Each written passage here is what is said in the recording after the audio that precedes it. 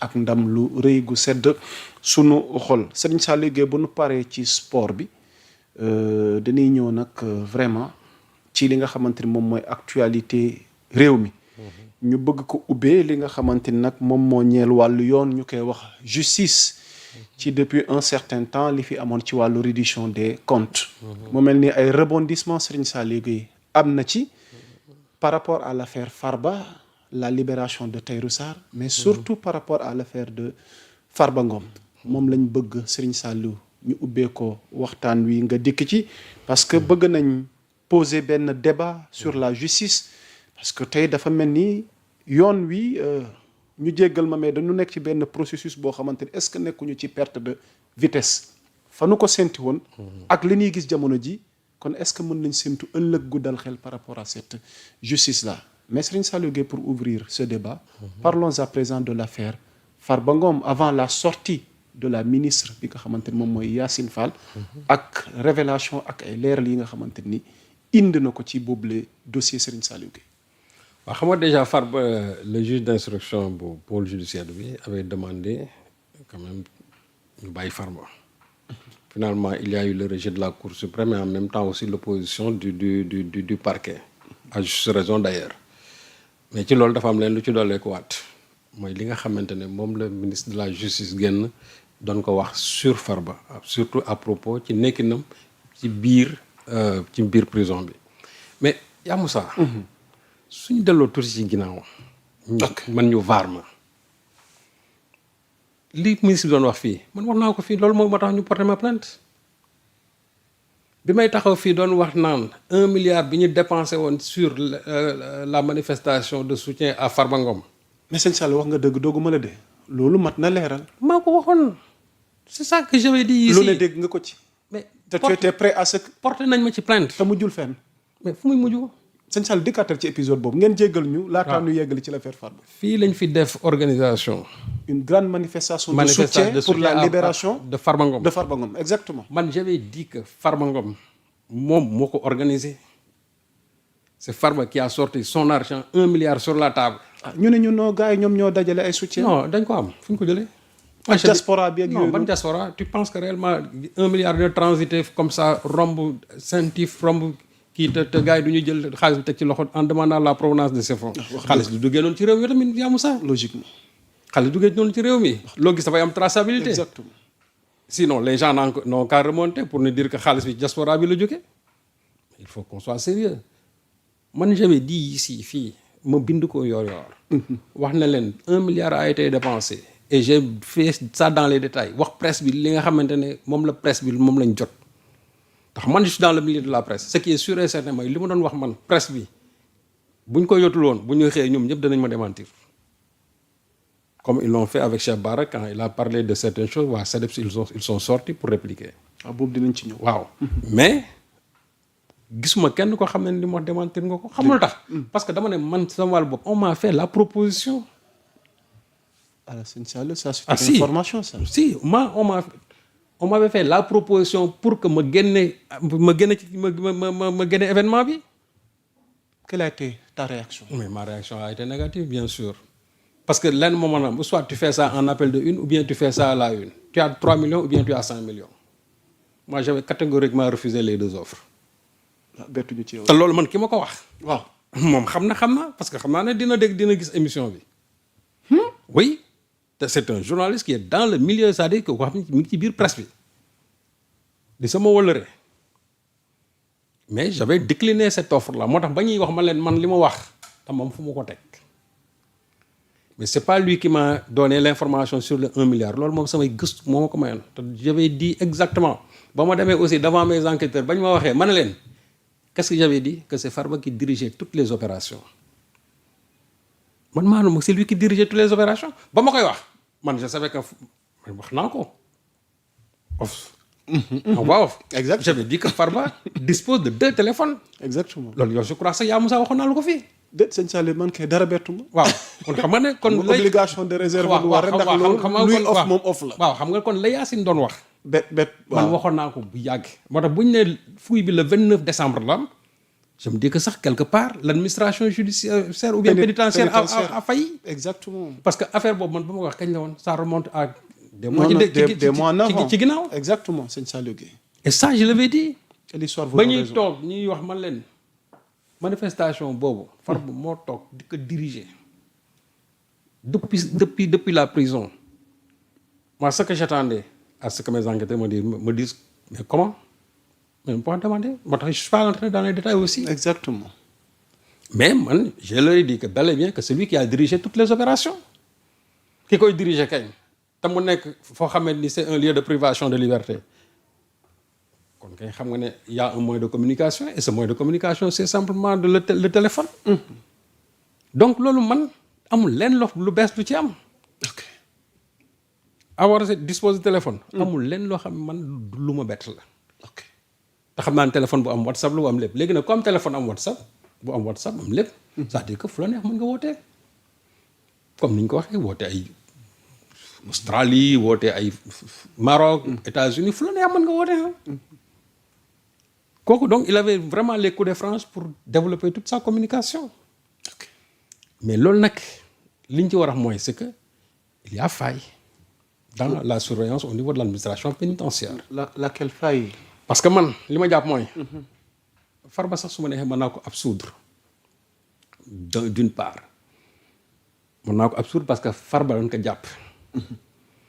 te dafa loi bi y a un décret bon je crois décret 239 du 5 avril 2023. non je crois oui de 2000 je crois c'est 2023.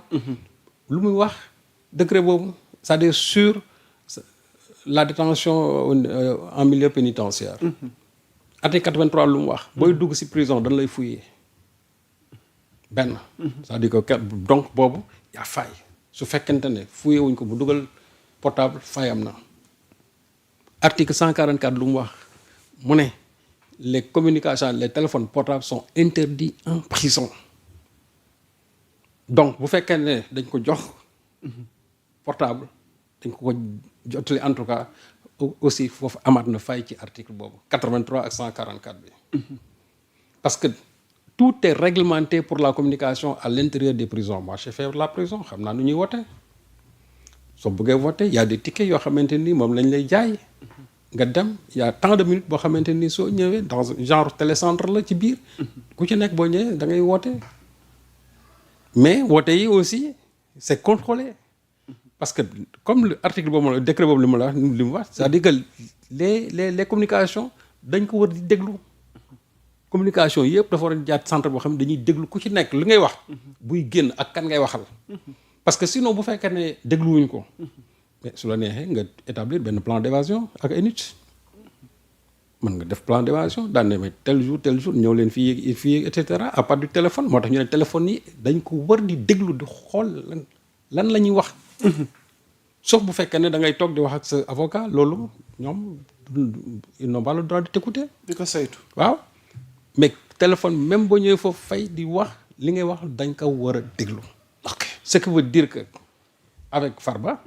moi je me dis que administration pénitentiaire man vraiment ay xarit rek la femme.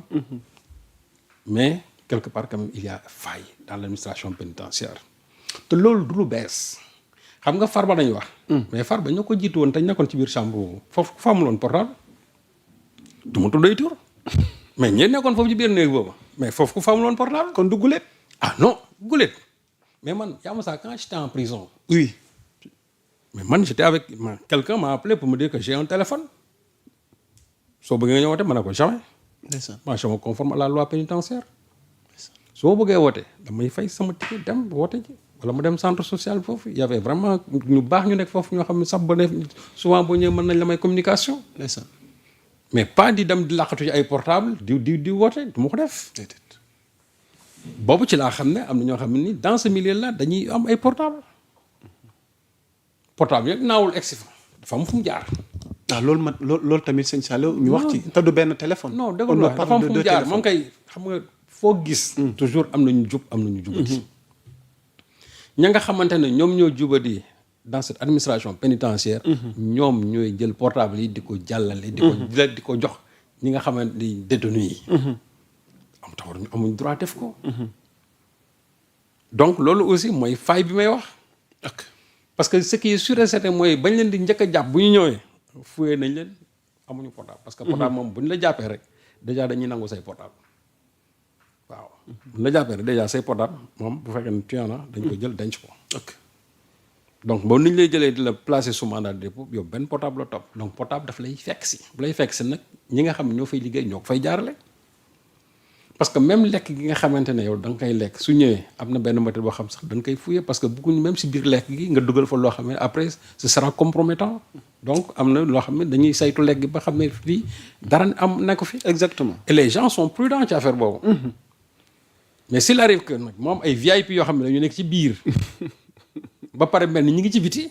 mais c'est parce que il y a une complicité quelque part avec des agents de l'administration pénitentiaire. d'ailleurs même dans ce sens il y a eu sanction. waaw moom laa la mais xam nga ci pénitentiaire. waaw xam nga déjà am dégg na am ko ñu jàpp. mais le problème c'est pas une seule personne. c'est une chaîne alors. non ce qui est sûr et certain que c'est une chaîne. léegi nag il faut briser toute la chaîne. parce que jaarul ci benn nit. c'est-à-dire il y a une chaîne boo xam ne de complicité qui fait de sorte que portable yi di daanu ci loxo VIP yi nga xam ne ñu ngi fa. parce que aussi booy li ma wax rek quelqu'un qui est en prison mel ni yaa ngi si biti c'est-à-dire que toi tu as toutes les communications yi nga xamante ne moom nga bëgg yaa ngi koy def. ñi nga bëgg a jokkal yëpp yaa ngi jokkoo ak ñoom. say affaire yaa ngi koy doxal. bon même say business. yaa ngi koy contrôler. ñi nga xamante ne dañu war a def sax marche de soutien ci yow c'est toi qui organise tout ça. donc loolu je crois que quand même c'est très problématique. léegi nag man li may jaaxal mooy le fait que ñu ne le 29 je crois décembre bi lañ def une fouille je me dis que nag wax dëgg yàlla quelque part aussi cette administration là il y a de sérieuses failles dans cette administration. parce que loo xam man ba ma koy wax bañ ma ciy porter plainte yàgg na. te woo la ci déglu la ci. waaw woo ma déglu ma ci. waaw tey ñu ñuy doog a wax ni. ministre de la justice door a génne le 29. war nañu xoolaat suñu administration bi. mais li mu génnee le 29 par rapport au contenu. yor daf ci def liggéey gu am solo Serigne Saliou. parce que déjà sax soxna tuuti boo ma mënee mais une bi justice et criminalité organisée par rapport à l'affaire Farba Ngom.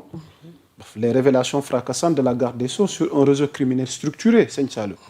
déjà on parle de téléphone clandestin mooy 2 téléphones yi indi nga ci ay leeral échange transnationaux flux financiers suspects diffusion de documents judiciaires confidentiels et contact régulier avec des acteurs politiques médiatiques dikk nga ci et juridiques.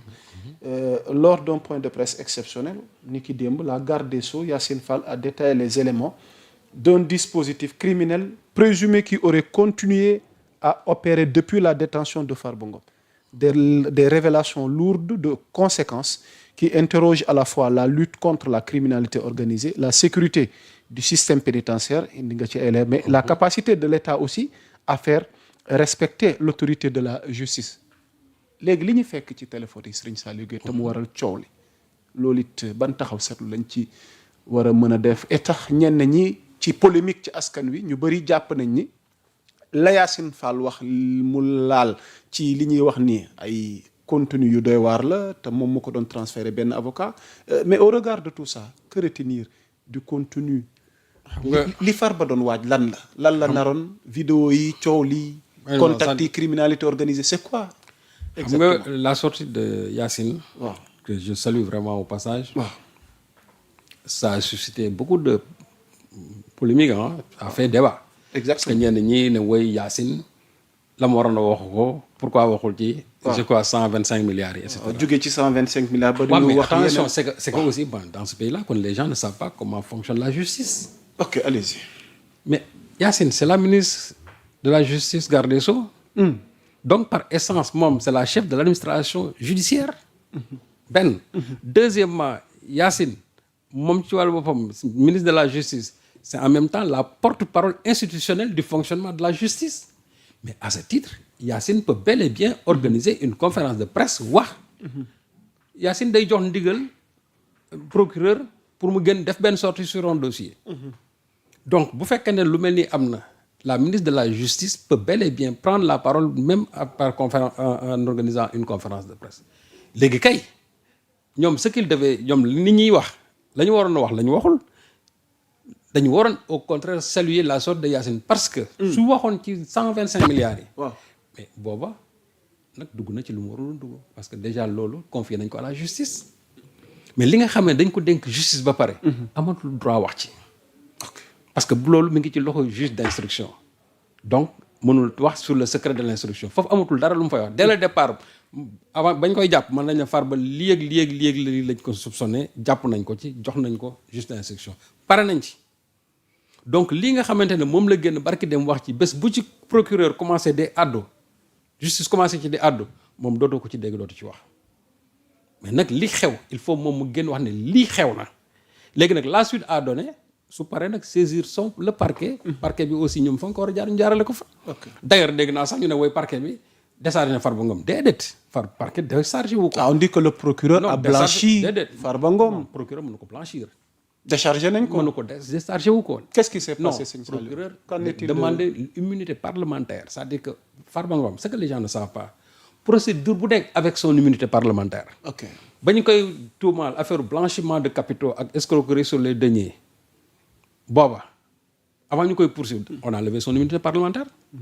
lii nga xam ne aussi avec ce réseau criminel là dont parlait Yacine. suñ ko ci waree topp suba dañu war a relever waat encore son immunité parlementaire. parce que procédure bu nekk avec son immunité parlementaire. donc nit ñi li ñu wax naan procureur su ñëwee mu ne duma ko interroger dans la mesure où son immunité parlementaire n'est pas encore levée kooku dañ ko déchargé wuñ ko mais c'est que nag presse bi aussi la presse de Farba Ngom aussi c'est une presse manipulatrice nañ ko wax tëddee parce que presse bi ñu ci bëri ñu leen di wax ñenn ñi di fekkatu di wax mais on sait comment ça fonctionne cette presse là qui est allée couvrir à coût de millions la manifestation de Farba Ngom mais ñooñu tey bu ñu taxawee daan ne Farba dañ ko décharger aussi ils sont dans la manipulation ils sont dans les fake news tout simplement et ça ne doit étonner personne mais la réalité c'est que procureur mënul interroger Farba Ngom dans la mesure où son immunité parlementaire n'est pas encore levée donc il faut nécessairement à l'Assemblée nationale que ñu lever son immunité parlementaire ñu demander à ce que Farba soit poursuivi su boobaa nag procureur dina déclencher quand même li nga xamante ne moom mooy ay poursuites judiciaires mais sans cela procureur bien sûr en respectant la loi mënu ko laal léegi nag parce que laalu ko ñu retourné waat ko pavillon ñu ne way déchargé na yow loolu mooy manipulation mais ça se comprend parce que j'ai dit que encore c'est la presse de Farba qui parle il faut qu'on le dise c'est la presse de Farba qui parle. ndax looloo tax mu am ay presse yu ñu interdit d'accès. waaw mais xam nga même presse yooyu. y a eu des presses interdites d'accès pour couvrir cet événement. waaw ndax lu war la.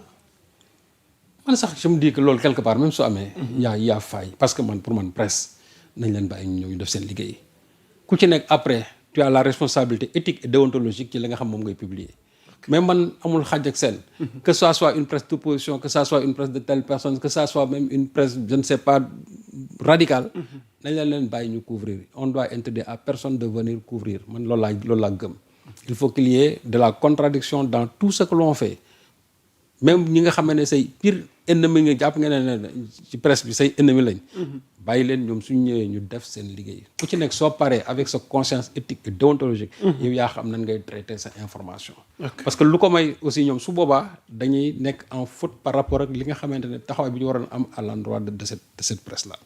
donc ñi nga xamante ne tey Farba Ngom doon nañ wax ak ñoom ci biir prison bi.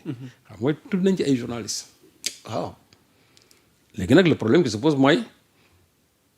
c'est pas une communication de courtoisie lan lañ doon traité loolu nag après mooy ma ne ba procédure commencé il faut ñu jéem a xam lan la parce que si ça entre dans ce que l'on appelle ce réseau de criminalité là piloté bien sûr par Farba Ngom depuis la prison ça signifie que ñoom aussi ils sont aujourd'hui en faute muy complicité. waaw ils sont en faute. lan la Farba nar Serigne Saliou Gueye. non Farba ba di ci jokkook ay. taskatu xibaar moom laa la xam nga non. di amal ay appel. loolu nag. moi je crois que il appartient au procureur de sortir et de nous dire réellement ce qui s'est passé Yacine am na loo xam moom junj na ko li ci des nag procureur moo ko mën a leeral bu woowee Farba ba ñu xam réellement ñi Farba doon jokkool ñëpp et aussi ñu jël communication yi ñu tegal leen ko. su boobaa ku ci nekk di nga wax lan moo tax nga doon jokkonte ak Farba ci lii ak lii depuis la prison. ak xaalis ba nga xam ne aussi ña ngi ko doon dépensé muy dugg ci yenn poches yenn nit ñi aussi. nañ wax aussi à quelle fin. man la ma joroon waxoon naa ko quand j'avais parlé ici du milliard organisé. waxoon naa ko ci dégg naa ci lu ne on a tiré à boulet rouge sur moi. Exactement. 2 organisations ont porté plainte contre moi man depuis loolu ba léegi maa leen déglu ci loolu. mais man fa ma nekkoon ci mbir mi musuma fa jógee. te man du ma wax loo xam ne aussi xawma ko. la ma doon wax à l'époque wax naa ko. la ma ci doon wax ci presse bi aussi nee naa presse bi ñii lii lañ jot. la ma doon wax gis naa sax benn politicien bu doon fexatu naan way man kenn joxuma dara dinaa porter plainte Serigne Saliou kooku aussi ba léegi. après ça fait shit non parce que ka koy wax moom xam naa. dëgg la.